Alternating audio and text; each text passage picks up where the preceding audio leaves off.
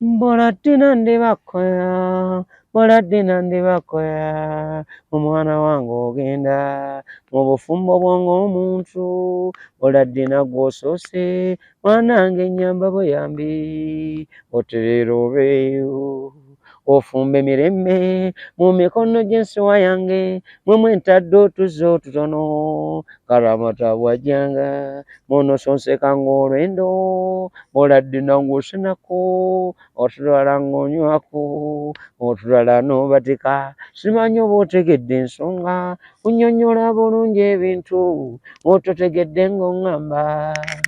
Awo nga nziramu, sirikutikka emidibu, gende ng'omutendeke ng'ogenda, ye yatuuzibwa ng'ofumba, fumya ekigambo okusagaasagana, oba ekyakulabirako eyo mu banno, ng'omutendeke ng'ogenda, ye yatuuzibwa ng'ofumba, fumya ekigambo okusagaasagana, oba ekyakulabirako eyo mu banno.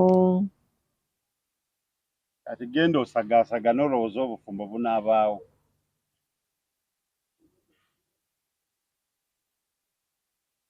Sooka okukwebaza ennyo emisomo, yoga ndibakoya, bwino si kino muzannyo, onsasuliridde rupiya, okupakasa kutunyola, okwereesa okuweerera bizito, era byarema nkuma obutofuba, sazaaba byegomba entuuyo, byonna by'okoze era nsiima, n'otawanguka ng'abalala, ondeetera omusajja ndabeko, nakutegeera gy'olaga ng'omuntu.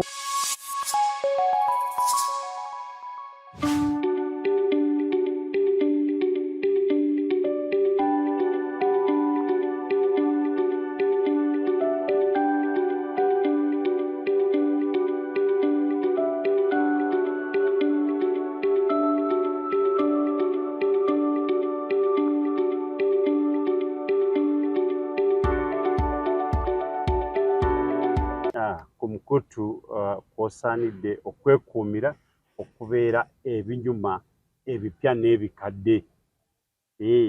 Tukomyewo nate mu kitundu kyaffe kino ekyokubiri n'omugenyi waffe Kafeero ow'abaliko, ati twayongerako erinnya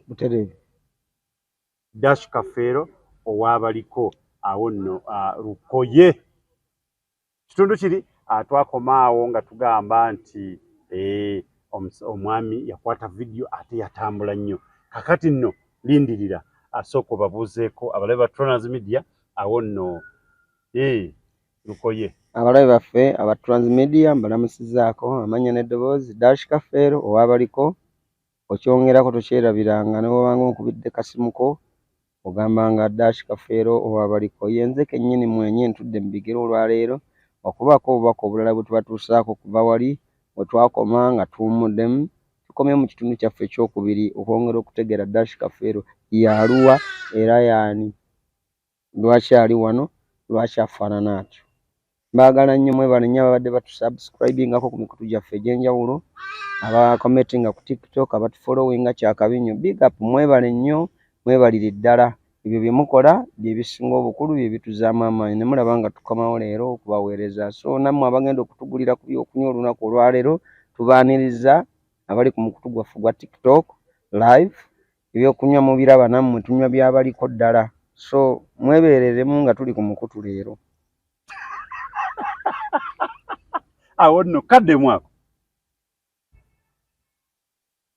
Ebyokunywa nga bulijjo abali ku mukutu gwaffe ogwa live, mubeererwedde nti ebyokunywa bino bye tuli mu kunywa mubiraba nammwe byabaliko. So bwe tuba tutandise puroguramu eno muweereze ebyokunywa nga biwera. Era ndowooza banaasaba obuyimba, nammwe mukimanyi obuyimba bw'omukulu oyo tebuyimbika nga toyina nguuli, kubanga mpaawo kayimba mutaali byakunywa. N'olwekyo nze ntandise. Sikaakuba oli Sharifa ndowooza owulidde. Okay, Sharifa sikaakuba nti munnaaye salaamu aleikum, naye nga munnaaye Kafeero ani atali ate eggulo waŋŋambye buli kamu nkaleeta. Ndowooza buli omu ajjukira we twakoma awo wennyini nga waliwo vidiyo eyakwatibwa ng'ali mu woteeri neetambula nnyo. Awo nno we tugenda kutandikira wennyini, osinziira awo nno bantu bongere okunyumirwa. Omukulu oyo oluvannyuma lw'okubanga twakola vidiyo eyo yampromotinga nnyo ndowooza bwe nnyinza okukyogerako kuba saalina makulu ga ssente nti vidiyo bagifunamu ddi ssente ate tekyali ndowooza kunze nzekka eyali fala naye abayimbi bangi mu Uganda ababadde bakola zi vidiyo naye nga tebamanyi mugaso gwazo.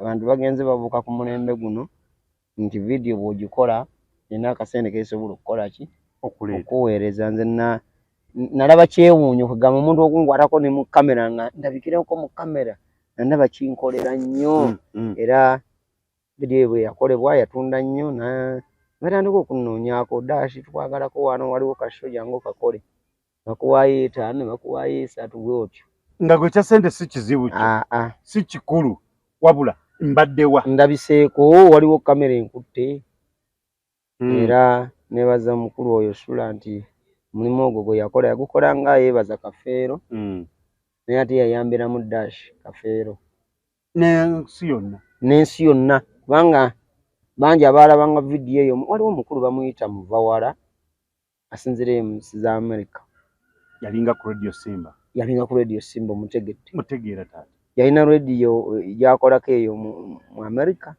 yankubirako essimu nanneebaza nanga mwana gwe weebale nnyo omulimu gwe wakoze bulungi vidiyo y'omusajja ono weebale kuweesa kitiibwa. Muvawala wonna wooli tukutumidde tukwagala nnyo weebale ddala omanyi nno radio Simba lwakuba tetwandigyogedde naye tukyogedde erina engeri gyeze ng'ekwata ku baana naye nga omanyi kigatto naye ali eyo bonna abali eyo batetenkanya ensi naye nga yeebale nnyo naye kubanga bwe yakukubirira essimu ndowooza nga n'oluyimba olwo yaluzannya awuliranga nga kwegamba baalaba vidiyo y'edduma ly'embaga vidiyo eyo singa nalinga ali ku mulembe guno ogwabaliko famire ya Kafeero yali egenda kufuna ssente ensajja nno kubanga vidiyo eyo yakuba nnyo naye olw'okuba nti oli yali akikoledde mu mwoyo gwa kujjukira Kafeero alabye ku kifaananyi ky'omugenzi awulira essanyu n'ankwata nagamba kamuweereze ku bantu bange bamulabeko munnange ne kifuuka ettabbu naye kati neebaza Katonda wakati mu vidiyo eyo ninako kati wendi mu bigere by'okubanga ensi emmanyi kituufu gambye ndi sinnafuna bugagga naye ensi weewaawo sobola kuyita ku bantu 10 mu Uganda olowooza ssente n'ekitiibwa kiriwo ekizitowa okusinga ennaku zino ssente kinenemuuko oyinza okuba kubanga ekitiibwa kiva mu ssente kyembadde nkulinda awo ssente ziba zisembera buli lw'osembeza ssente n'ekitiibwa kijja kubanga essente yeekulembera okuba n'omukyala ewaka owaayi olwaleero ng'onekanekenye ate mpulira sinnanekaanekana kuba ndaajanira nnyo abampagira n'abaali bawagira Prince Job Paul Kafeero eno ennekaaneka gye balabako ekyali ya busammambiro just buno bwe bwensobola okwetuusaako naye singa naaba nkyuseeko okuva mu ddaala lino neetaaga okulabika nga mmyansa bumyansa yali alaba ku Kafeero yajjangayo bagamba bwe yakolanga bw'ati ekibatu kye ng'oyinza okugamba amaze ewiiki nga ebibatu bino baabisabika tebiri mu nki tebiri bweru wanju tebikola nga kinyereketa bwekiti kimyansa kati nange ogwo omutendera ngwegomba kati sinnagutuka kubanga akasente tosobola kubanga olafuubana nnyo n'obeera n'engalo bwezityo naye waakiri kantuukirizeeko ebimu ku ebyo byendabako byensobola kati buno nga zino amagana amakanzu nsobola okugenda wali naye njigula ne njambalako omukyala n'agiyonja n'endabika bulungi so naye nga nyongera kusaba njagala kukyuka kuvaako ate wano tutuuke mu liri eddaala lyennyini ly'omukulu ekitiibwa kijjule ndowooza era Nakkululi yakyogerako ate mu kitegedde naye ekitiibwa ky'omukulu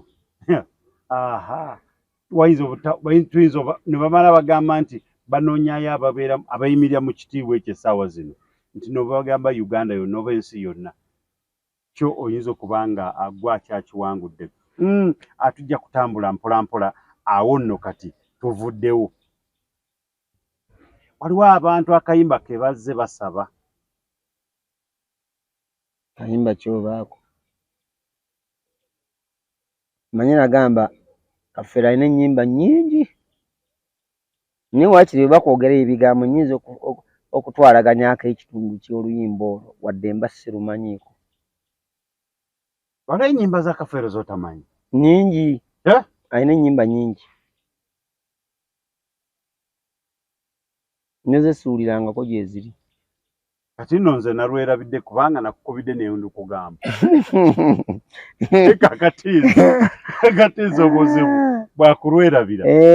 Bwakulwerabira. Naye ekigambo ekimu tokijjukiramu. Gwe okyogedde nti ennyimba za Kafeero nnyingi. Kati awo we wali ttabu awo. Mwebale okusiima bannange ng'eggwanga bwempeereza. Ne mundaga okusiima bamaama ne bataata mwenna n'abato. Ne mweresa mufissa n'obudde okugubaguba eŋŋendo. Nammwe musangewokko ku njawulo wakati w'abasajja n'abavubuka. Nze neewuunyanga enkola ya maama abato baabanga bavutya ab'enku. Ng'oluba okusuula wali olusekese ng'akkirira olusuku adda n'omunyaala. Mbu gwe gubudabudde ensingo ngo gwebazeera bw'atyo n'abandagaza. Ekiva ensima y'ekikeegamba nti okuddiza kuba mwoyo. Yatugamba nti omutyabi w'olukwategana era yasaana ekyoja mu miru.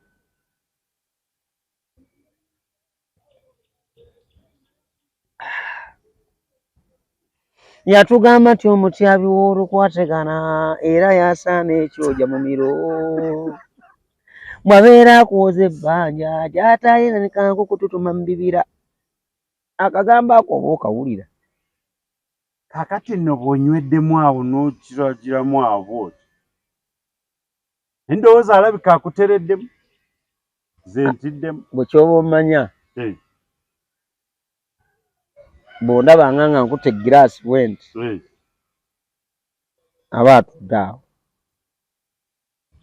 Abaawo. Kale ndowooza oyo yenna ayabadde abuuza nti naye ndowooza oba abeera ku siddi oba abeera ku ki, tokiddamu oteredde. Kakati awo gwe nkumaze ninda mulala. Ebbanja lye balina liri eri limu tavawo luli nga tubategeezezza nti beekubirize baba nga kituufu baali bawagira Prince Job Paul Kafeero. Omulundi oguddako tufune ebyoma bibeera live. Funa omukubi ng'ali awo n'abalala nga bali wali tusabule eŋŋoma buli lwe bakuba nga buli lwe basaba lwe tukuba. Baawe tuluyimba wano akapeera luba luwanvu nnyo. Amakoona mangi ate nga twetaaga okubaako ebirala bye tubatuusaako. Kiva nti tubasampulingako akatonotono. Naye wali bwe tuba mu ndongo vibe eba y'amaanyi tunyumirwa nnyo. Luyimba mba ngenda ddusabulira eddakiika 3 zokka nga ndumaze.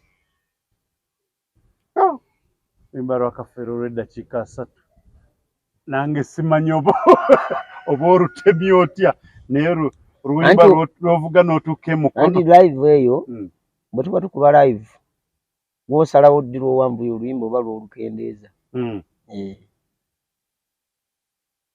Okay. Kakati okuva awo we twakoma nti ebyo byonna byabaawo twatunulira ebintu bingi nnyo nnyo nnyo nnyo. Naye okuva awo kati twagala tujje mpaka eno gye tuli. Tumala okukola vidiyo eyo n'etambula. Waliwo omusajja bamuyitanga bamuyitanga Kabaala. Nakugambye nti twakolako ekibiina ky'engoma eŋŋanda awo mu Lukaya. Ekyo wakitugamba. Tutambula bwe tutyo kati bidiyo bwemala okutrendinga ennyo. Waliwo omusajja bamuyita Kabugu, maneja Kabugu yabeeranga mu nnyendo eyo. Yali akola nnyo kaliyoki. Biseera ebyo kaliyoki, bwe twogera ekigambo kaliyoki kiwulikikanga mu matu g'abantu ekibi. Olw'ekifaananyi ekimu abamu kye baakusiiga. Naye dda twakolanga kaliyoki owa ddala ow'obuvunaanyizibwa, kubanga nze abandabako nga nkola kaliyoki nalina emmoroka 3 nga nina envuga, nga nina evuga abaana bange abawala, nga nina nevuga bakomedian abo abazannyanga bakomedi beesiigasiiga ebintu n'azannya oluyimba lw'omuntu. Kati nga ntuuka ku kitundu nga nnyendo nga tukuba drive abaana bali abawala abakola kaliyoki munda mu kikaali nga mbambaza biteeteeyi by'abagole.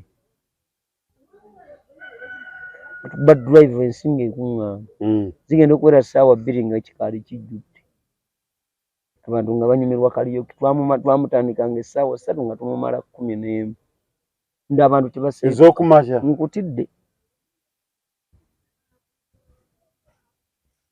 Andi nze ebyo ebiseera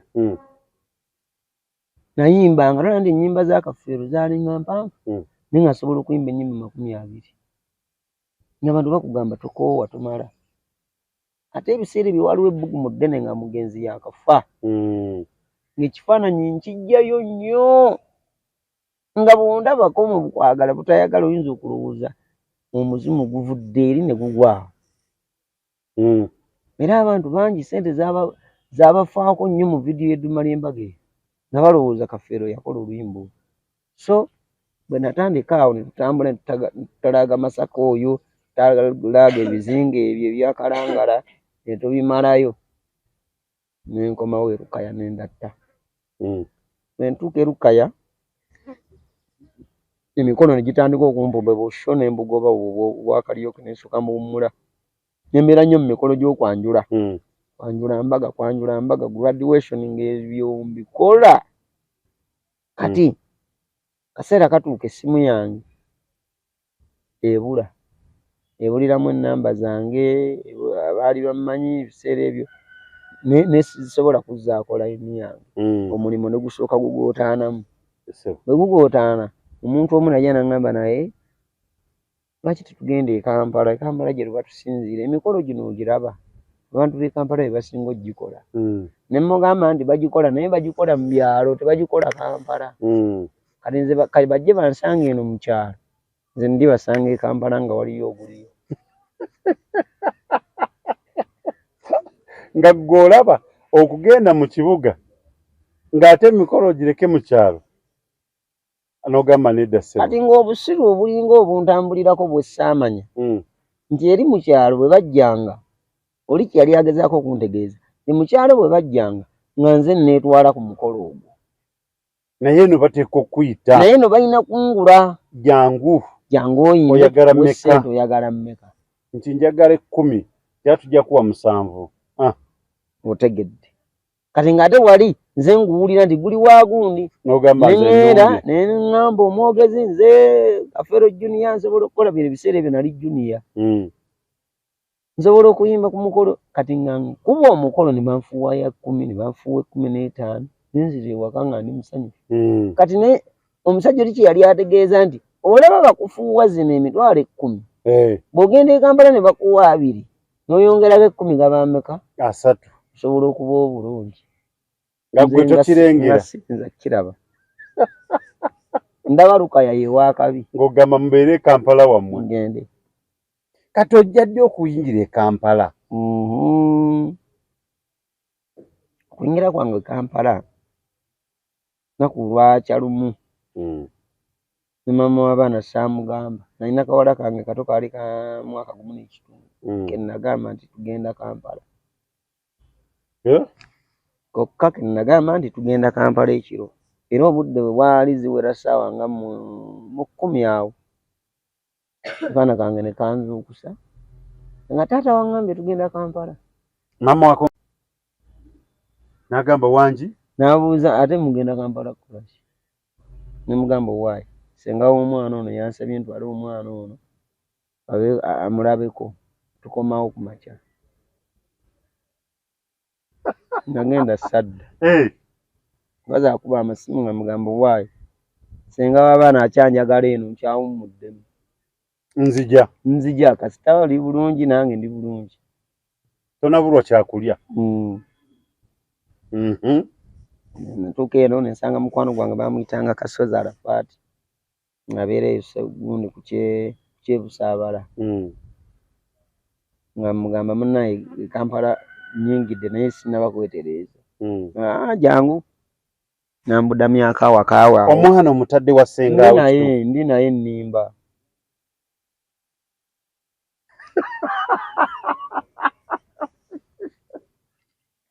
Nali mwagala nnyo omwana oyo yali first born wange yali nga saagala muleka na maama we. Nengenda naye omukulu nangamba omungoze n'omwana mugamba waayo mwana wange mwagala wano. Nangamba okay kati mufunira anaamuwanga amata wano. Era ssebo omukulu Arafaati Kasozi nkwebaza kaseera kewandabirirako kaali kaneneko naye Mukama yansaasira netwetereeza nenfuna ennyumba n'omukyala ne mujja Lukaya ne muzza e Kampala. Kyakabi ekyo. Kati olwo ogwo mwaka ki? Ndowooza mwe sisoma nnyo muno mwe saasoma nnyo emyaka ngyerabira naye kyensuubira ekibuga kati naakakiwangaanamu emyaka 4 gwe kyoba obalirako kale bala okuva kati ku myaka 4. Kakati ekyo kyoba kimanya otya? Buli lukyobala gumu muno mwe tukyapangisiza amayumba emyezi gyebala gyokka. Landiroodi bwakukonkona n'agamba nti wayingiranga 15 kale bw'otandikira okubala mu 15 n'omanya nti nsasudde emyezi 12 ogwo guba mwaka. Emyaka 4. Ekibuga kisanze otya? Ekibuga kyakusoomooza nnyo naye olina kutoba banga ebikusoomooza bingi. Bw'ogeraageranya e Lukaya n'ekibuga ekya muno kye yagamba ogenda muno okigoba olaba otya? Bwe ngeraageranya ekibuga kinfudde watutumu nnyo naye ate kikwavuwaza. Bwe ngeraageranya e Lukaya amaanyi ge nayina nga ndi Lukaya gaali masukkulumu nnyo. Kyogamba gaggwawo e Lukaya? Gaggwawo e Lukaya oba amaanyi gaggwako gakendeera e Lukaya bw'obeera ng'oli eno? Kati abaali bamanyi e Lukaya abandabako abaali bakimanyi nti oyo Kafeero bandabanga ayaggwako. Kyogamba e Lukaya tebakuwa mirimu n'okolerayo? Abajimpa naye nkugambye bwe nali e Lukaya ettutumu lye nalina nga ndi Lukaya bo bakulaba nga ayaggwako bandabanga eyaggwako naye tebamanyi. Kati wabula kati ekyawulamu awo kutegeera nti kati ate eddaala omanyi bw'olinnya kiraasi bwe zirinnya wabaawo omuntu wabadde akulabira ng'akulaba nnyo newabaawo omuntu watandika okukulaba ng'akulaba mu kitono asobola okulowooza nti wagwa naye ng'ebbeeyi yo yeeyongedde. Kati bwe ngeraageranya kati mbeera wange ekyengera naye nga buli muntu ku ssimu ye andabako ate n'anyumirwa. Ekitaaliwo luli nakusanga nga mu kikaali nga mwenkulabira mwondabira. Ekyo kye kibuga. Kati kino kye kibuga. Ne kati n'ali mu Amerika akulaba saawa zino andaba. Naye oli ye Lukaya atandaba alaba. Owe Lukaya yali ayagala nnyo okuba waali wakyusiza omutwe anengera ng'akulaba. Okitegedde? Naye era ndowooza obazizzaako kweyo kubanga ensi kwetambulira nti oli anyiga munyisi. kati mbeera wano olina kukubira nga nagamba ndi Sudan oba oluusi ntera okubeerako ku live yaffe ya TikTok olina gamba ndi Sudan naye nkunyumirwa nnyo nsabayo akayimba kano nga asinzidde Sudan olina akugamba ndi eno mu Afghanistan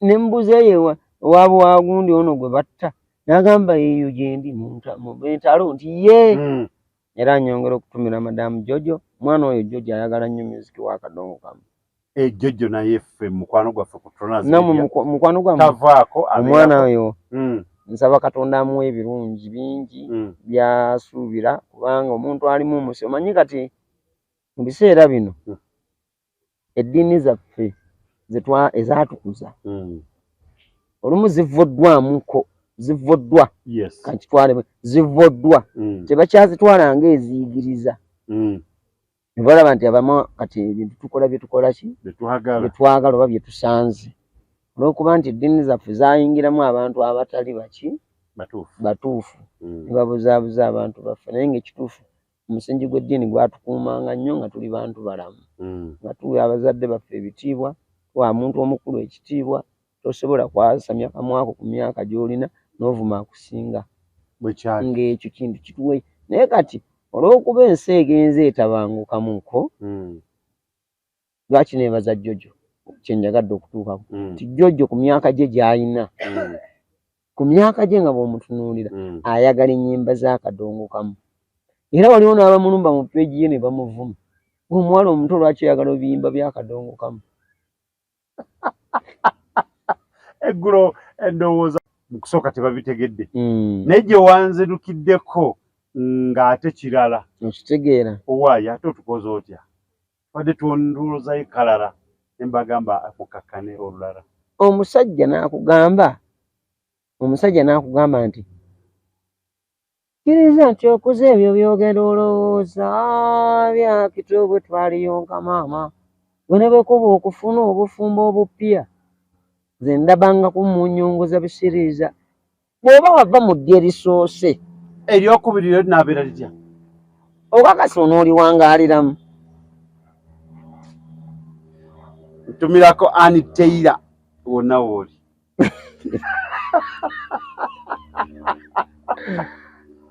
kati nga tonnaba fe abasigula kati katwogereko kwabo abatusigulira abakyalo baffe betusigulako abakyalo nga tonnasigula mukyalo oyo lowooza era waayo obudde ogambe nti musigula muleeta naye ebimusigudde eri ewange bwe binaabulawo tebamutwala abalala ye anaabikugamba biki ebimusigudde eri anaakugamba bwakuyamba n'abikugamba awinza okubeerawo mpaka naye anaabikugamba ebimusigudde ne bwabikugamba omuntu eyamanyiira okusigulwa ne bwabikugamba era ekimusigula kiba kirala era woba owasa mukazi ng'omujja ku musajja munno bino bibiri bisuubire naawe ojja kukirozaako naawe weetegedde sijja kikugamba awo nno ndowooza oba naawe wasigula kati naawe bakusiguddeko mu bufunze Jojo oyo ennyimba ezasigalamu obusomesa ziri bwe tuba tuwaddeyo obudde n'ababbandi basomesa naye lwakuba zo ziggwako mangu nti zibeera za ddakiika 3 oyinza okwekanga nga tofunye ekituufu kyobadde okolaki kyobadde oyagala era nze ebimu ku byali byanjagaza Kafeero Pawulo ne Ronald Mayinja nnyimba zaabwe z'amakulu Mayinja alina oluyimba lwe yayimba baluyita tononoozanga by'otaalaba oyo y'amaka ag'essanyu ebyo bitabula nnyo abafumbo era bissa amaka gaabwe ne mukwano temusaana mu ebyo osaanye omanye teri kintu kimalako mirembe okwagala ow'omumwa teri kintu kimalako mirembe okwagala ow'omumwa ate oba okkirizanga n'ofuna omukazi ng'asobola okwendako ebweru naye n'otakkiriza kufuna mukazi alina mumwa anti omukazi ayinza okwenda olw'ensobi zo ekyo kyo kisuubire asobola okwenda olw'ensobi zo gwe omusajja naye nga tekibadde kigendererwa ki naye ow'omumwa gutidde sooka oyimirire awo oddugala engatto jjamu engatto atandikira awo kati kivuddeyo nno olwoba ebigambo byokka ebifuluma wano tebisobola kukuwa mirembe waka naye ate ow'obwenzi bw'omukwatira ng'omutegeerera nti teyakikoze mu bugenderevu kwenenya na kwetonda taata gundi wandese wano ennaku ezi mutuufu ng'abaana baffe tebalina kyakulya sajja nampa emitwalo 2 naye mugaa Katonda nakikoze si lwakuba ki naye baana bange sonyiwa taata w'abaana nzikiriza ntya nti tokidda tasobola kwetonda nga taakiddemu nga naakiddamu anaakiddamu akugambirawo obadde onkolako ki olowooza najja wano kulya mmereyo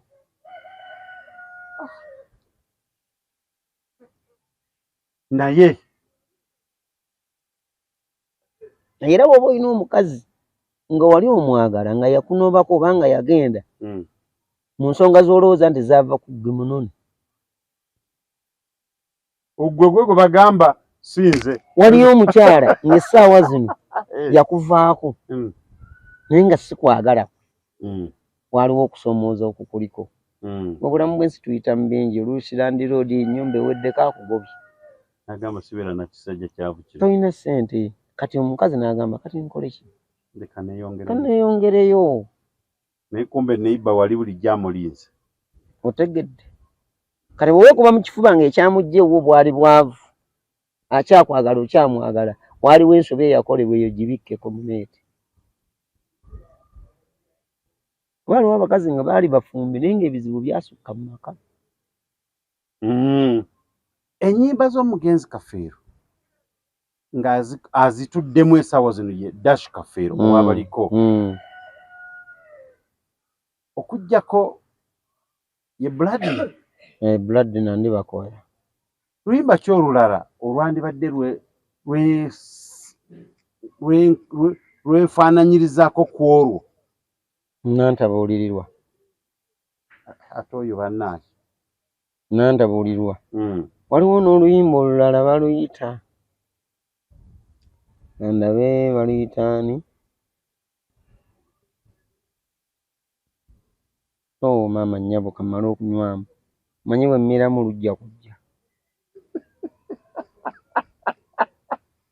awo nno omulabe wa Tonazi Media ndowooza ekintu okitegeera kyekyo munnaaye oba oli awo nze nakkiriza gw'ogamba otya kubanga waliwo embeera etuukawo naawe n'okkiriza n'ogamba nti owaayi oba ekintu nga omuntu akituddemu yolooza lwaki tekimutuulamu awo nno dash Kafeero owabaliko y'embeera eyo gy'atambuliramu ennyimba za Kafeero bw'oba ozeetaaga olina omukolo oli waka abaana bo oyagala kubayimbiramu ennyimba ezibabuulirira manye abantu babeerawo nga balina ssente zaabwe n'agamba njagala omuntu ajje waka ayimbire mu famire yange dash Kafeero owabaliko waali ojja kubanga omufuna ate kuwoyagalira w'omufunira si byankya si byaluli bw'obanga akubuze ng'ojjako ku Tonazi Media wali ogendako mu bayo ojja kubanga omufuna bulungi nnyo ku TikTok ate ne ku YouTube era nawe bw'otufuna butereevu bw'oba ng'okiganye ng'ojja mu inbox naye era dash Kafeero tayinza kubula ng'omwetaaze ekyo nkisibako butereevu sisobola kati nze sikyali wa nnyumba na mikwano ŋŋanda wali mu mizigo gyokka ndi wa ggwanga lyonna oba w'ensi yonna ekyo kyo kiwulidde kubanga nti essaawa zino mu butuufu era n'oba nga bagambye nti kati mutunoonyezeyo omwami oyo asobola kutuyimbira Bloodina gwe n'oyiyayiya ekintu kyo n'okireeta bakutwala emisinde ekifaananyi weetaaga waliwo omukulu yadda mpa omulimu guliggayaaza awo yafunye ennamba yange oli yagimuweerezezza kuva ku TikTok. N'amugamba omwana oyo muwireeta ajja kukolera bulungi. Nankwera n'aŋŋamba nkwetaaga ssebo jjo nkolereko wano. Nemugamba leeta where is the deposit? N'aŋŋamba naye deposit omuntu gwempeereza ssente simumanyi. Ampadde buwi nnamba ye. Nemugamba bakuwadde ennamba ye nti naye agikuwadde akugambye eki? Agambye kuyita Kafeero dash. Naye nange sikukola ki? Sikumanyi kati gwe abafere bangi. Onnaasindika ssente ne zitakutuukako ne sikufuna. Nemugamba akuwadde ennamba agambye dash Kafeero. Gwe ziweereze dash Kafeero. Ekyo oba oteeka mu kamwako. Embirowoozo. Dash Kafeero tasobola kubula. Okuggyako dash Kafeero atali owaabaliko. Naye owaabaliko tabula. Ndowooza okiwulidde. Kayimba ki k'oyagala? Wandiyagadde kayimba ki kati essaawa zino? Naye wali ku sayidi eri ojja kuba ng'ogenda mu comment section otubuulire nti njagala kano fe tujja kuba nga tukaleeta. Naye ng'omukulu bwe yabagambye aba sayidi eyo mutaapinge ate ebirabo temubyerabira. Bawe enguuli bagambe nywera kumukumu nange sinze nnywa. Waliwo anywa.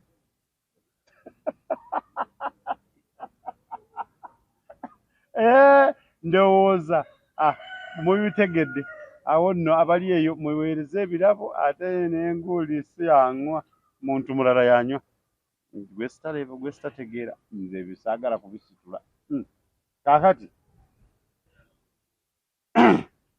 tutuse Kampala awona tulabyewo kati essaawa zino kintu kitambula kitya? Dash Kafeero abeera mu bbaala zokka? Dash Kafeero emikolo agikola tukitegedde? Embeera Dash Kafeero w'ebiseera bino owaabaliko akwasaganya buli mulimu gwonna nga gugwa mu kategole ey'okuyimbirwa. Ekisookera ddala tukola ku mikolo gy'okwanjula. Ekyokubiri tukola emikolo gy'embaga, graduation, n'okusula ku mikolo gy'ennyimbe. Katugambe omuntu abaabya olumbe lwe. Abantu awo mu kiseera ekyo tebabeera mu maziga, babeera mu kujaguza myaka, okukuba ngoma. Era tusuza bulungi nnyo kuba ennyimba ezo zikola ki? Weeziri. Tusula tuyimba. Ddembe ly'okutuleeta nga live band oba okutuleeta nga ssekinnoomu Dash Kafeero. Kuba bandi weeri esobola okuyimba ku mukolo egyo. Ne bwe kuba kufiirwa kuno okwaffe omuntu waakufuddeko celebratinga myaka gye, kubanga waliwo abantu baffe abatuvaako. Naye nga ekiseera kyekyo awummudde ng'okkiriza tubeera n'ennyimba ezo ezimbibwa ng'omugenzi oyo awummudde ali mu ddiiro lye. Ntuyimba ku buyimba bwaffe obw'eddiini Kafeero yafe abulina. Ne tumala ne tuyimba ku nnyimba ezikungubagirako awamu ne family. Kayimba kyako ak'eddiini? Kayimba k'eddiini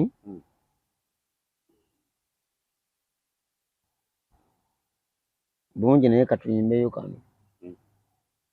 Dembe dembe olukira endala okusanyukirwa era tulina ffe kusaakaanya nnyo.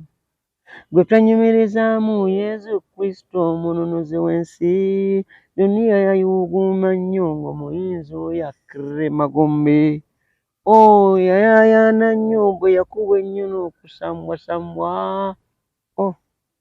Enkayimbamu n'amaziga ganzituukuka.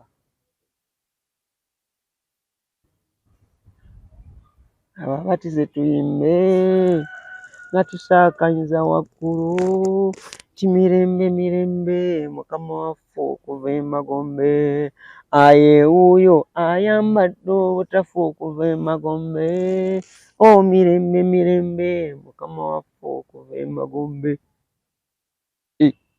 abakafiire bafutubadde okwo kulimba bulimi era ako bakaabya kajanja bujanja. Dabayo abakafiiri mmwe bwe mufutubadde okwo kulimba bulimi era ako bakaabya kajanja bujanja.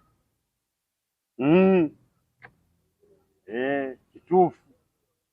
Oyo ye Ayimba akalala. Kafeero. Neebaza nnyo taata nnyini byonnoona agaba ebirungi.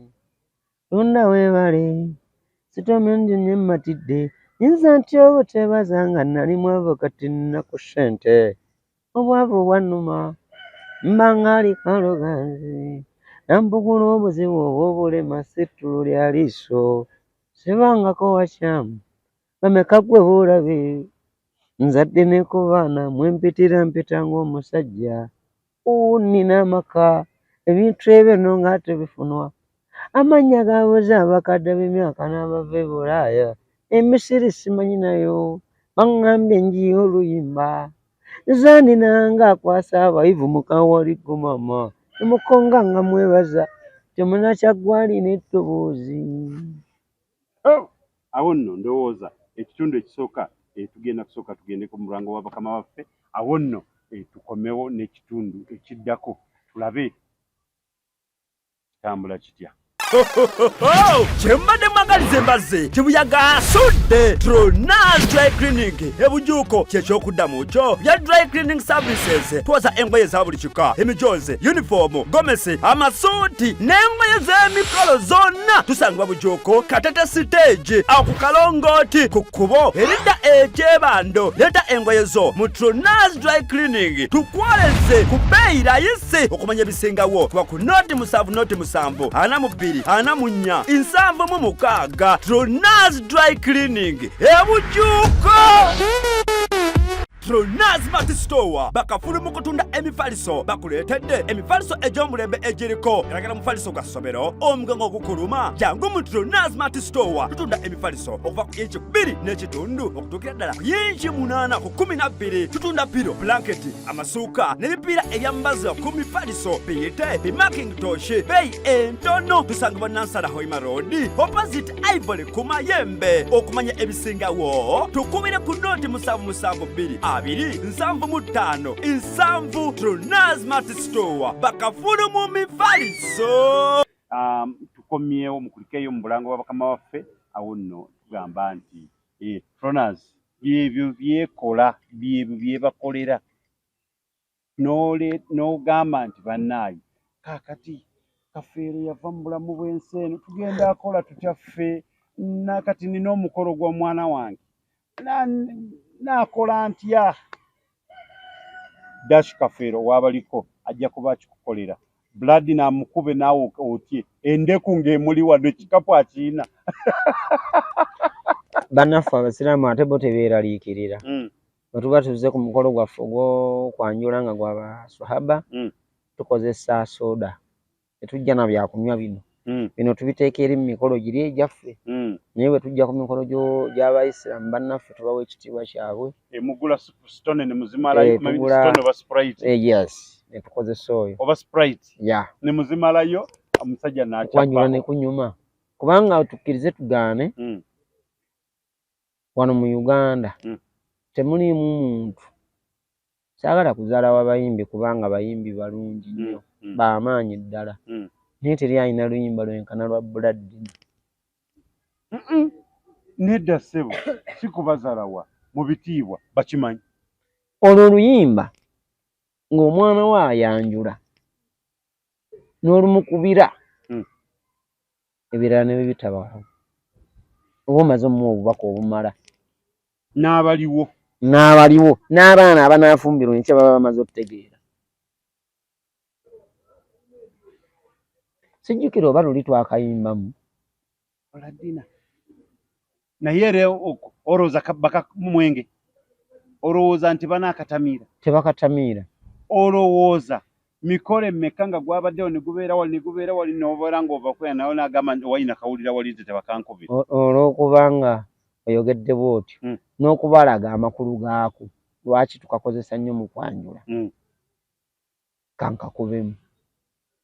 era njagala nakubagamba kino nti oluyimba olwo bwe tuba tuluyimba we tugenda okukoma we lukoma nga tuzze ku mukolo gwo teweeraliikirira n'ogamba nti oluyimba olwo nga lulina we lutuuka ne luwaba ssebo bwe tujja ku mukolo gw'oluyimba olwo tulina we tukoma okuluyimba ne tulusala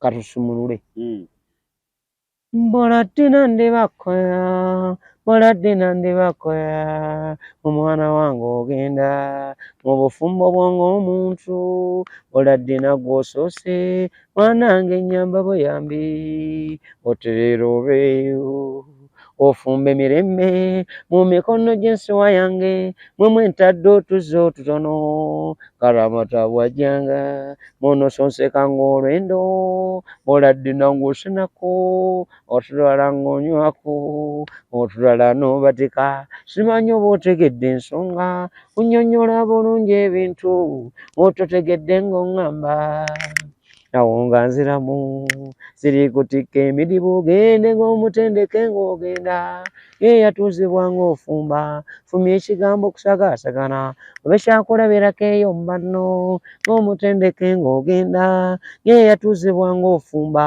fumya ekigambo okusagaasagana oba ekyakulabirako eyo mu banno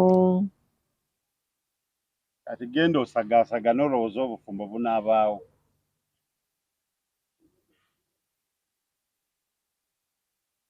sooka okukwebaza ennyo emisomo yogayoga ndibakoya bwino sekino muzannyo osasuliridde rupiya okupaakasaako otunyola okwereesa okuweerera bizito era byarema nkuma obutofuba sazaaba byegomba entuuyo byonna byokoze era nsiima n'otawanguka ng'abalala ondeetera omusajja ndabeko nakutegeera gy'olaga ng'omuntu soolwaite ndibakoya nange mmanyi kazungu akatono bwe nasobya ng'ompabula olukula luyonka abaago byonna n'empisa ndibakoya nazonda ze ng'okyali ku lujja okwekuuma ennyo n'emiwombo gy'ekkubo ng'otagemwa bakatansimbi mwana wange emmoleeka zeebagajja bushika yingira omunafu wajjula eggulu era eribba ofangayo nnyo ndibakoya ofukamidde ku mabibi by'osinga okusaba katonda bagezi nabugumiikiriza esisima olaba eri omuntu mutenzi yagituweesa ddembe onookulembezanga amazima byonna byakukwanguyiranga obusungu okufuganga kitono okuveera eriye yagabirira bonna abalina nawe kimusabe ng'omuntu onnanga omutonzi mulamuzi kubanga bw'osobya yasalawo bw'owenenya yasonyiwa ate bw'amala ng'agemula eyaterekera enkalu zange zentodde ng'egyensoma nenkyama ne kuggomolola nempa omusono nga nkomawo ezifikkawo ng'enkalira zisinkana ekifi n'entemesa nga maama wamwawuusa nange ku mutima nga njiwayo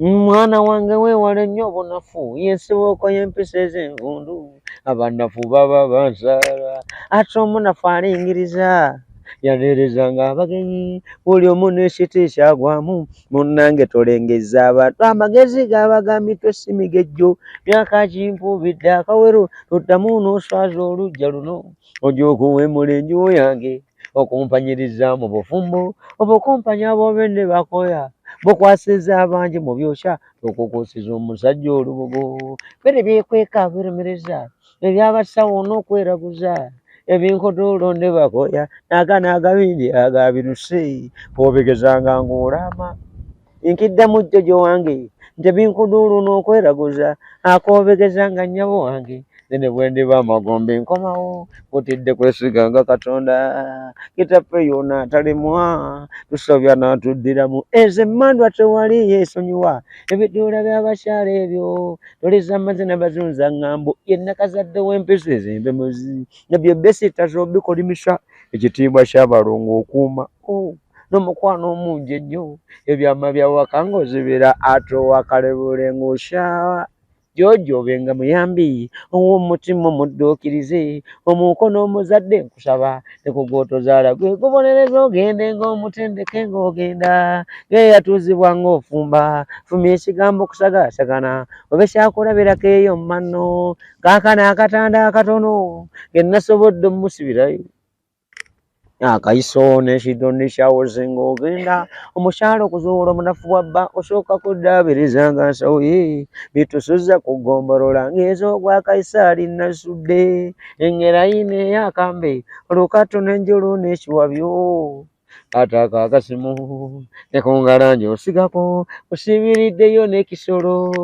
yanakyanga kiruusi omukama bw'ayamba nanetutanga owuuta ebiddako byakukuzitowerera naye nkusaba obbigumiikiriza ze nange bimmenyedde ebyeya ampagayitanga bisiibo kati wulira akayimba we kakoma ewange wajjawo omusajja omuzito lupiiya yantonedde kakadde ng'omutwalo kasiimo nsabo zinterekere mu nsawo yo n'abalaluka endala nate nantoneranga enkalira ogirombalirako nze zalemye abulako kuwonyanga muvundu kyabadde kijjobi ng'agemura mu bingi bye yaleese ebirala niba omusajja yaleese otwenge bwe babeera basiraamu nga tugamba kale zifikawo ng'enkalira zizinkana ekifo n'entemesa nga maama wamwawuuta nange ku mutima nga njiwayo ngambe zifikawo ng'enkalira zisinkana ekifo n'entemesa nga maama wamwawuuta nange ku mutima nga njiwayo ewange wajjawo omusajja omuzito lupiiya yantonedde kakadde ng'omutwalo kasiimo nsabo zinterekere mu nsawo yo nkugambe n'abalaluka endala nate nantoneranga enkalira ogirombalirako nze zalemye abulako kuwunjanga muvundu kyabadde kijjobi ng'agemula mu bingi bye yaleese ebirala ndiba omusajja yaleese soda Anitela nkutumidde wonna wooli emirimu gitambula gitya kayimba kalabika kabulamu teyampita ayeza nkubiriza abayimbi baffe bonna abakola okwanjula beekubirize baleetedde Kafeero mu kwanjula kayimba kabulamu kayimba ako kakulu nnyo byokweraguza era ne bw'obanga olina ekikunyigiriza mu bufumbo bwo kale ng'olaba kikusoomooza okuleka obufumbo bwo weekubirizeeko sazaako ku nnyimba z'abasudde ne Kafeero ne Ssebatta ziteekeko mu CD tewambuulira bato yali etya eyo naawe mateeka ffe tuwangula kati nze wendi mpangulwa leka naawe era bayizawe njagala kukuba kankayite ng'akalango njagala mukulu endowooza alina kuba Abitex kuba no bali basatu naye kamumenyeeko babiri Abitex oba Balamu baali bamanyi nnyo Prince Job Paulo Kafeero bategekereyo ekivuluma kugge tujjukire abantu abo mu butongole n'abawagizi bajje kino njagala nga kikolebwa nga tulabye famire ya Paulo tulabye famire y'abasudde mu mateeka tukikole nga kirina kuba nakivubo nenjagamba omukulu Balamu wonna wooli tukwagala nnyo ate ndowooza gwe akyasize okubanga mu byabayimbi ebintu bino obitegeera bulungi nnyo kubanga tukkirize tugaane abawagizi ba Paulo Kafeero weebali bayitirivu tukkirize tugaane abawagizi b'abasudde weebali tobamalaawo Balamu oba Abitex baddemu bajjukire abantu abo mu butongole eggwanga lireme kubatwala nti tulina ekivulu ekikolebwa enkoko njeru ekyo ky'abantu baffe b'enkoko njeru naye tekimala weetaaga ekivulu mu butongole ekijjukira abantu bano wonna nga kigatta ku lwa famire efunemu ontegeera famire y'abasudde efunemu famire ya Kafeero efunemu n'abakituddemu kubanga tukkirize tugaane tetusobola kuteekebwa ku billboard njogera ntya Katonda tetusobola kuteekebwa ku billboard nga tukkanyiza n'abafamire Aba family mmanyi basobola okunzikiririzamu ne nyimirira ku lwabwe. Ku lwabwe basobola okukkiriza.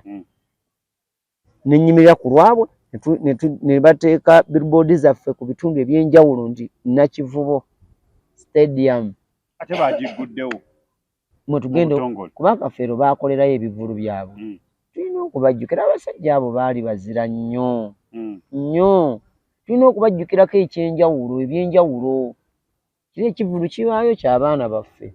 Tetukolerayo ekivulu eky'okujjukira Pawulo ku lw'abaana b'omugenzi akabajjeemu ne basobola okubeerawo. Naye tetagayo ekivulu ekigatta bannayuganda bonna abaali bawagira abantu ali mbalala. Ngenda bano abaana batuuse n'okubalanga njagala kubalaba. Okitegedde abantu bannayuganda abaali bawagira abantu baffe abo. Olaba omuntu asobola okusinzira e Bulaaya n'agamba ngenda kuzimba malaalo g'abasudde. Gw'olowooza bw'aba asobola okukola ekyo kiki atasobola kukola ku lwa famire? Kuba abaana baffe ab'omugenzi bangi nga balina okusoomoozebwa kungi mu mbeera z'obulamu. Naye abasajja abo balina kye baakolera eggwanga lino. Ontegeera nti singa abantu baffe abaali bategeka abantu ng'abo bawaayo ku tayimu ne bakirowooza naga nti kale bwe tukola ekivulu kino ku olwo bwe tukikoze omwana ne bwe tumuwaayo akakadde bizinensi ye asobola okufubaako ne ka bizinensi k'atandika oba ka capati kuba nze sirina busobozi obwo yadde nze mpitira mu bigere by'omukulu oyo ye nange nnoonyaayo kaakulya. Sobola kubaako buyambi bw'amaanyi bwe nsobola kuyamba mwana wa Kafeero. Ekitegeero kujjako lwe musanze ngaawo ne mugamba munnaaye namu ekyebiri. Ekyo tujja kiyimba. Ekitegeero omukulu Balamu awamu ne Abitex asooka okuvaayo. Yenna ekyo ekintu akiteekemu amaanyi. Ffe tulina abawagizi baffe abatugoberera. Naffe tutaddewo okwo ku misingi tulina abatugoberera. Kati bwe tugatta ennamba ennene ey'abali gye baaleka n'eyaffe entonotono gye tutandiseewo tusobola okukola ekintu ekyo so neyeyimirirawo. Awo nno ndowooza omulabi wa Transmedia buli kimu okitegedde. Nammwe abali eyo mukitegedde. Ate mukulu Balamu manyi eyo message ejja kutuukako naawe Abitex ate obanga osobola kutegeka enkuuka. Kyo kitasoboka bwe tujjukira abasajja abo tuvaako ki mu butongole. Obanga osobola kutegeka ekivulu nga kiri Entebbe Road ng'ekirala kiri gundi Lugogo. Freedom City Lugogo. Kiki ekitasoboka? Kiki kitasoboka? Ate tukikole ku lw'abaana. Nze mpulira nga mu bulamu ekyo bwe kikolebwa Paul ndisaba n'okukola nkolere bwereere ku lwa famire. Ezo ndiba nsaanidde ofuna ziweebwa famire ya Kafeero. Nze mmanyi abawagizi bange mu maaso gye bugenda balisobola okunnyamba. Naye ate ku lwa famire nina ekinnumiriza kuba alimu abaana abamu gye ntambulira bensanga nga balina okusoomoozebwa. Bagamba nze ndi mwana wa Pawulo naye ndi bwenti ne bwenti. Noonoonya w'otandikira omuyamba nga tokola ki? Ekyo tujja kuba tukyogerako mpola mpola. Ate bwe tufunayo naawe bw'ofunayo kagaapu ako n'omugamba. Era nja kukyogerangako nnyo. Nakino era nga nnyongera okukiyisaawo. Abayimbi baffe abali mu mulimu guno ogwa Federation oba ogugezaako okuyamba abayimbi baffe abato n'abakulu okubaako omugaso gwe bafuna mu music. Kino njagala basooke nakyo bakitunuulire era bakirowooze ennyo. Abakikulembera batwale ebirowoozo by'omukulu Erimani Katende Erimani Basudde. Ebigambo bye yayogera nti abayimbi twegatte tufune ettaka okunaazikibwanga abazira. Mu byonna bye bakola mu byonna bye bali mu kupulaninga oba akasente kazze basooke bapulaninga ensonga eyo ey'okubaako abayimbi ng'ettaka lyabwe. Era ng'omuyimbi ow'ebya yenna afudde tubenga bw'olaba omusiraamu nti omusiraamu alaama n'agamba nze temuntwalanga ku kijja ewaffe nze muntwala ewa kulimbo ey'abasiraamu we mbanziikibwa. Ne bannaffe abayimbi waliwo amateeka we gatuuka nga bw'olaba nti omuntu abadde mu gavumenti mu paalamenti y'eggwanga bw'aba afudde alina okuyingirako mu paalamenti y'eggwanga oba ye ayagala oba tayagala alina okukola ki amateeka gamukakatako kuyingirayo. N'olwekyo ne bannaffe abayimbi abali mu ggwanga Uganda bavaluingibwe ng'omuyimbi afudde aziikibwa mu eryo ettaka oba ayagala oba tayagala kibeere kya bulambuzi eri eggwanga lya Uganda. Singa essaawa zino balambula abasajja abo nga ne ssente Uganda efunamu Basudde yaziikibwa wali, Kafeero ali wali, Muze Radio wali, Kasozi ali wali, eri Wamala, Fere Bongole Lutaaya, jjajja w'abayimbi Sebadduka, bonna singa bali awo. Mantini Angume bangi abatuvuddeko. Naye singa kati ani oyinza okuŋŋamba nti ky'ogamba Mantini Angume teyakolera nsi eno Uganda alambulwako ewuwe y'owulira bafisaawo obudde obugaa nti tugenda gye baamuziika.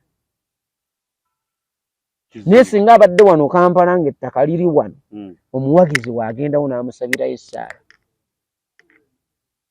Era ekyo kino njagala nnyo bakirowoozeeko nnyo mu bimu ku bijja kibeere ku mwanjo. Kafeero owabaliko olinayo enteekateeka yonna kubanga katutambulira mu kadongo kamu olinayo enteekateeka yonna ey'okubeera nti ofunayo oluyimba nga lwa Kafeero owabaliko? Oliramu wano kwonombuulira lunaakola teruukole matu gaako. Waliwo ekinneesenga nkobajjita mukwano gwa maama, ekinneesenga nkobajjita mukwano gwa maama, olumu mpaamuka mu ttumbi nenzuukusa omukadde omukyala, konze maama w'abaana, maama wo yandaga kyamaanyi, nze mukwano gwa maama gwe yandaga ngugeza ku lugabo oyo, kuba oliye Katonda w'ensi eno nga tono ye muzadde wange nze, naye ebyafaayo by'abamaama ndabanga bakatonda b'ensi mmwe, singa teyaliye maama banange nandibaddewo ntya. Omuntu eyagumira ebikaawa nga bwadduka entalo za muzeeyi teyalowooza nakugjamu. Kanaakola kati wulira kanaate kano nako kankakuweemu. Mpita mpulira abaageyageresa Nkafeero Pawulo taliddawo, alubadde lwali ku mbalaza zammwe nateemu gyaganye eyazuukira, yaddadda mu mubiri ne mu mwoyo, yaddira mu Kafeero Dashi.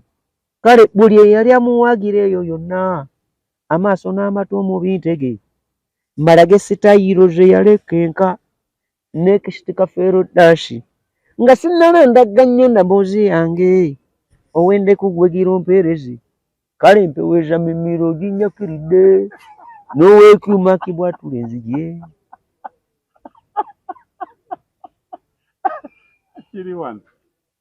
Sebo obwo bupya n'akalala nako nkakuweemu akapereera kakati.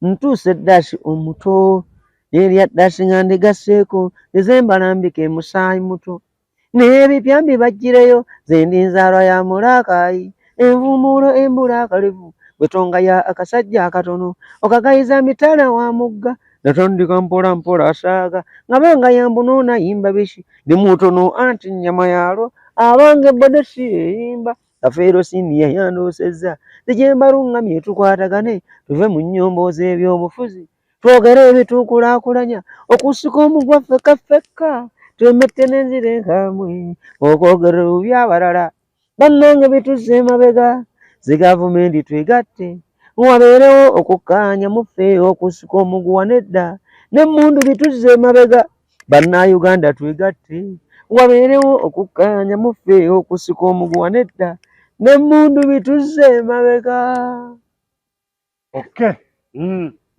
Buli mu ffumbiro ŋŋenda kubuta mwaka guno. Ffe weetuli ojja wulira ffe weetuli nkutidde ffe weetuli. Tonazi Media tukugamba nti ndowooza okiwulidde obadde olinawo wakiwuliddeko. Twabagamba ffe buli kamu tujja kuba tukola ki? Tulina akayimba wano Bukyangaankula siwulirangako muntu ayimbye luyimba nga lufe balinga omwami nga kale nga omuntu ng'ayimbye oluyimba ng'abuulirira mwami. Abasajja baatuvaako naye waliwo yaŋŋamba mbu baagenda otuvaako nga nabo beevaako dda nga bakooye. Yaŋŋamba mbu bino bye bagamba mbu abasajja baabavaako mugenzi otuvaako naye baagenda otuvaako nga nabo beevaako dda. Awo nno andowooza ekituufu kyokola ogwo mulimu mulungi nnyo. Amiina, neeyanziza nnyo. Mulimu mukulu nnyo kubanga gye tulaga tusuubira ebintu bingi. Lwaki mbuuzizza ekibuuzo ekyo? Kaakati olaba nze mu music sigoberera nnyo byabufuzi kuba byo byatuyingiramu. Oyagale ogaane oba obyagala oba tobyagala olina okubeerawo wano bitulimu kubanga owa DP ajja kunjagala omuyimbi owe naalemu ajja kumpita omuyimbire owa Nuupu ajja kumpita muyimbire FDC kyekimu. N'olwekyo kyenjagala nze sigoberera byabufuzi muyimbi byalimu ngoberera music gwayimba kikyagatta ku ggwanga lye. Era ku lwekyo ekinjagaza ennyo Jose Chameleone ne mmutendereza mu ebyo byakola music we alina obubaka bungi bw'amaanyi message gyaweereza mu Bannayuganda ebayamba. Ebirala byonna babimusobyeko saagala kukola ki kumanya saagala kubimanya ebyo birala kubanga buli muntu mu bulamu bwe obwensi oba oyagala ogaane waliwo ebijja okukusobako. N'olwekyo lwaki leero nkugamba nti Jose Chameleone oyo kati akuze musajja mukulu wavunaanyizibwa nti asobola okukusanga n'akuwa time nemwogeramu. Nzija kujjayo ombulire wabeera kusinga. Nze ffe tuwangana naye mu Solid Band. Era Solid Band bayizayo kantwala akalango kano okugamba nti olunaku olw'Essande Big Eye ali wano ku Vegas Kawempe. Yes. Wagenda okusabulira endongo ne Solid Band mujjeeyo mutunyumirwe tugenda kubaawo ffenna. Okay. So olunaku olw'enkya ngenda wali Kapeeka. Bendongo. Kapeeka wano kwata Matugga Road. Ngenda wali Kapeeka eyo wawangalira omukulu Salim Sale. Jeno gye tugenda okukubira endongo olunaku olw'enkya Kafeero bamulindiridde eyo. So bawagizi bange mwenna mbakoola ab'e Kapeeka tugenda kuba ffenna mujje tunyumirwe endongo ne MC Snake ne Mickey. MC Mickey. So ate olunaku olw'Essande tubeera wali ku Kirawutu Kyengera. Kirawutu Kyengera wetubeera wa mami waffe Sharon tusabulire endongo. So abagezi baffe mwenna mujje tunyumirwe tugende enkya. Leero tuli wa Fifi Makindi wengenda okusabulira endongo bwenveeyo nsibira wali Ebulenga. Ndowooza omuziki oguwulira gumuzeno anti nagwo gutagala bulala tusabula kati n'olwekyo mba nenjogerako nenga nti nze ku lw'okuba njagala nnyo music w'abantu nali nzija mu kisaawe ky'okuyimba neegombanga nnyo Principal Joe Paul Kafeero maani ganjegere ne omuyimbi Ronald Mayinja oba gw'otuddemu naye Katonda nakkiriza ne ntuula mwani mu Kafeero naye nga Mayinja muyimbi mulungi nnyo era amusaba abawagizi baffe mwenna abatulaba abafollowinga Kafeero si ku lwa byabufuzi ebirimu oba ensobi zonna eziba zikusobyeko ku lwekyo nsaba mugende muwagire Ronald Mayinja nga munaana ku Serena Mayinja ajja basabula omuziki. Tetumuwagira ku lwa bizibu birala tumuwagire ku lwa music w'omulungi gwagasse eri ku Bannayuganda abamu beeyambisa music oyo kuva mu buzibu n'amuwuliriza n'amukola ki n'afuna ekizibu ekyo n'akivvuunuka. Ronald Mayinja nga munaana wali ku Serena Hotel. Tusaba abantu baffe mugende mumuwagire. Endowooza zaffe endala zonna tusooka ziteeka ebbali ne tulowooza ku muyimbi ng'omuyimbi ng'omuntu nti mulungi. At 47 agenda kubanga akuba omuziki ate leero guno Mukama yamanyi. Era mukulu Ronald Mayinja nkwagaliza birungi byereere nsaba lonki evemu bibala kyensinga balonki oba kuba n'endowooza yotakyakola lonki 47 kyakola lonki myaka egyo tunyumirwa munyumirwe nga bw'ogamba nti nno Afrigo Band etimbye wali ne bwetaba na luyimba lupya tugikola ki mwino okubeerawo wali netunyumirwa music waayo enakati Eagles production yonna nga bwe yali tetukyagiwagira ku lwakubeera eso oluyimba olupya olw'okuba ennyimba tugiwagira ku lw'okuba balina music ayina obubaka bwe yatuusa ku bannayuganda okubaako yo bekulaakulanyamu kuva nti bano olaba bumanyi Kafeero lwakitabulirayo mu ttaka Basudde lwakitabulirayo Kasozi lwakitazaawa ne Muzeeyi Road Fred Sebatta tebajja kuggwaawo kubanga ennyimba zaabwe bubaka nnyo butuzimba Basamasi yasobolukaga ne wanaaba Katonda amujjuludde kye tutasaba amutwale naye obubaka bw'ennyimba ze bunaatugattangako tuvulaba nti bwe tuwuliriza music eddiini bwe beetuvuddemu kale katwesibe ku music tufune obubaka bwa music kituufu nnyo butuyambeko okubaako bye tulungamye kituufu ewe betulungamye mayinja tujja kubeerayo awo ku Serena banja amaka gaffe tugazimbe tulaba okugulu okwo nga bwokusunguga okugulu okwo kwolaba music oyo nze nakuwadde ekikulabiro negamba obanga omanyi omuyimbi gwe bayita Kizito Zaavuga eyayimba akatunda kano kajja kutta kyema obuwoomi n'obusavu bwakayitiridde obanga munda mulimu ekirwadde omwana ba Mukama tuli kaddawa katunda kano kajja kutta kyema obuwoomi n'obusavu olaba omukono guno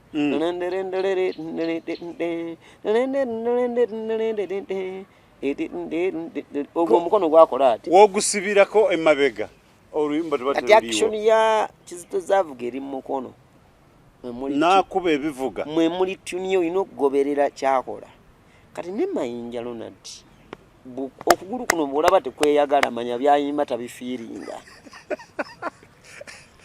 ke kabonero ka music era ate kubanga mu kuyiiya ennyimba ze kugulu ekigere kino kirina okubaako ate mu speed si foyinza okuba okuba tempo naye speed gye kutambula speed alina okubanga speed y'ekigere ekyo buli lwogikola bwongo ajja yimba andowooza okiwulidde mugende mumuwagire bambi okubanga omusajja akuba omuziki nawe n'owulira nga mbutuufu oba oli awo nga tokyategeera bulungi ebyokuyiga bingi bye tumuyinako ebirala tumusonyiye ebiriwo nga byamusoboka mu bulamu olaba tusonyiwa tusabira abantu baffe abaatubulako n'ogamba nti Mukama Katonda ku lw'ebirungi byakoze mu dduniya musonyiwa ebibi ebyakola ki ebyasoba naye Mayinja ku lw'ebibi ebyo byakoze ng'akyali mulamu nga tetukyamulaba tusaba Katonda amusaasire ate naffe tumusonyiwe kubanga ffe abamwagala mu dduniya tukyakola ki mwetuli tukyalimu awo nno ndooza nga tuwunzika programu yaffe olwaleero tugamba nga tukyali ne Dash Kafeero owabaliko tujja kuba tubagamba nti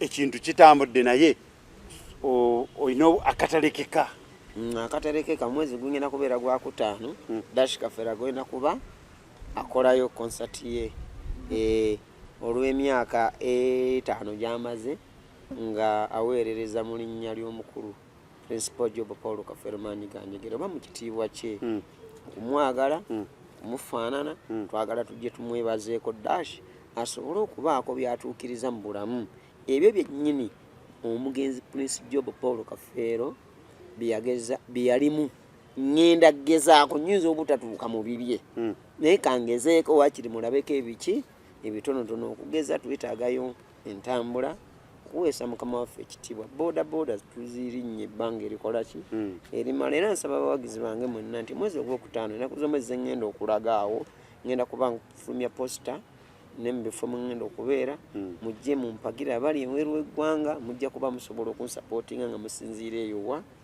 ebweru w'eggwanga so mbasaba mugenda kuba muwulira ebiranga ebyo gundi njazifulumya posita njaziwanika TikTok Facebook ku mikutu gyaffe gino zigenda kuba ziyitirako obutereevu so nammwe abalina bizinesi ez'enjawulo ng'olina kyoyagala okulanga jangu ku mukutu gwaffe guno tukulangire bizinesi yo tulabike nti ate naawe tukwasaganyiza wamu okubanga tubaka ettaffaali lye tukugattako naawe lye tugattako mujje tube nga tusobola okubaweereza nammwe mutuweereze nze Dash Kafeero sisobola kusiibula bwentyo nga bwe mulowooza neera kusiibula nga ngenda kunywamu otegedde taata miremu kamiremu katono owulire miramu teryagaana wulira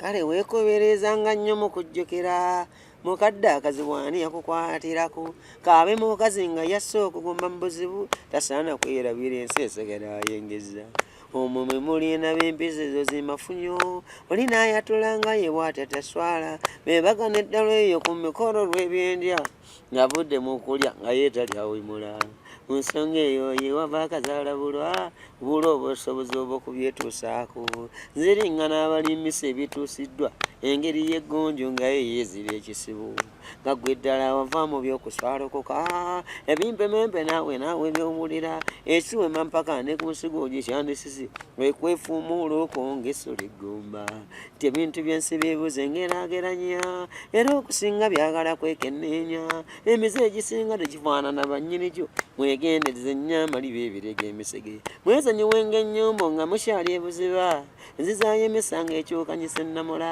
kuba si misango gyerezesa wano omusazi gwe tutenda obukambwe ennyo yeso kiiso kya mbuzi kirekerera eyasse ne kikanuulira obukodyo bw'abaaga mbweto n'enkejje ey'ombu temuyitenda luti nga nekumeseka masusoso eyateze nze Kafeero Dasha abaagaliza eddembe era ogaba nnyini byonna atalundira mpeera atayize neema neekubaako dagemula ngenda naye ate mmala kwewawaamu anagira muntudde wano wamaanyi nga tusewamu bintu byasi byakuleka nkale tofaayo sembera totyakugula mbalinze eri abo ebikamirembemubi abanga nagira muntudde wano wamaanyi nga twewamu bintu byasi byakuleka nkale tofaayo sembera totyakugula mbalinze wali abo ebikamirembemubi jojo gwa nagira muntudde wano wamaanyi nga twewamu bintu byasi byakuleka nkale tofaayo sembera totyakugula mbalinze wali abe ebikamirembe mubi